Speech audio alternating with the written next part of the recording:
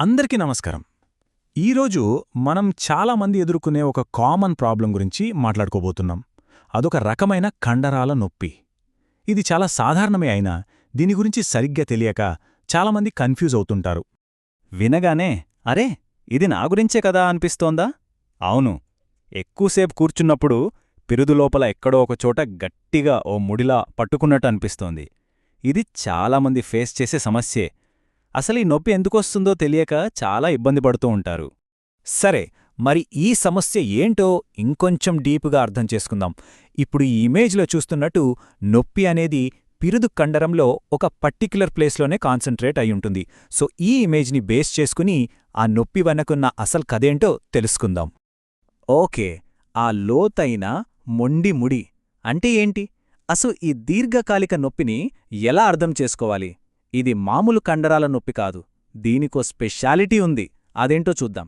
ఈ నొప్పి ఎలా ఉంటుందంటే పిరుదు లోపల ఎక్కడో ఒకచోట ఏదో గట్టిగా ముడిపడినట్టుంటుంది.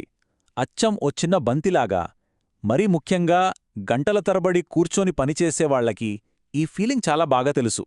బిగుసుకుపోయిన కండరాల కంటే ఇక్కడ ఎక్కువే ఉంది. ఇప్పుడు మనం ఓ నిర్దిష్టమైన కారణాన్ని పరిచయం చేసుకోబోతున్నాం. చాలామంది ఏమనుకుంటారంటే కండరం పట్టేసింది అంతే అనుకుంటారు. కాని అసలు కారణం అది కాదు, ఇంకాస్త లోతైనది.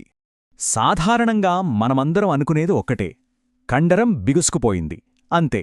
కాని అసలు విషయం అది కాకపోవచ్చు.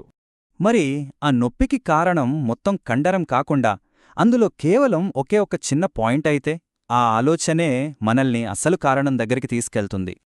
అదే ఈ ట్రిగ్గర్ పాయింట్ అనమాట.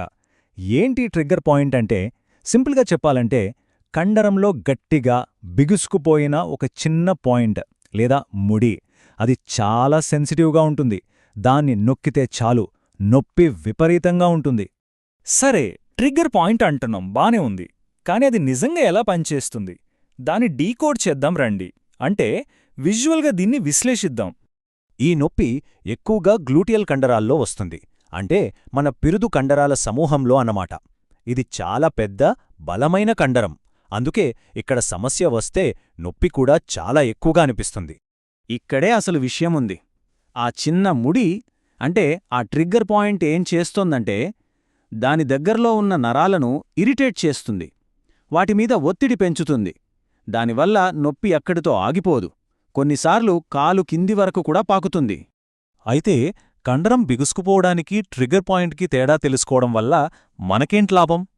ఈ తేడా తెలియడం ఎందుకంత ముఖ్యం? ఎందుకంటే దీనివల్లే మనకు సరైన రిలీఫ్ దొరుకుతుంది. సో ఆ నొప్పి కేవలం కండరం పట్టేయడం వల్ల కాదు, ఒక ట్రిగ్గర్ పాయింట్ వల్ల వస్తోందని అర్థం చేసుకోవడం చాలా ముఖ్యం. ఎందుకంటే ఫస్ట్ ఆ లోపల ఏదో ముడిలా ఉందనే ఫీలింగ్కి అసలు కారణమదే. సెకండ్, ఆ నొప్పి అంత మొండిగా ఎందుకు వదలట్లేదో క్లారిటీ వస్తుంది. అన్నిటికన్నా ముఖ్యంగా సరైన ట్రీట్మెంట్ తీసుకోవడానికి ఇది హెల్ప్ అవుతుంది. జస్ట్ ఏదో మసాజ్ కాకుండా ఆ పాయింట్ని టార్గెట్ చేసే ట్రీట్మెంట్ తీసుకోవచ్చన్నమాట. ఒక్కసారి ఆలోచించండి, ఇలా మనం చాలా కామన్ అని లైట్ తీసుకునే ఎన్నో నొప్పుల వెనుక ఇలాంటి నిర్దిష్టమైన కారణాలేమైనా దాగి ఉండొచ్చేమో కదా.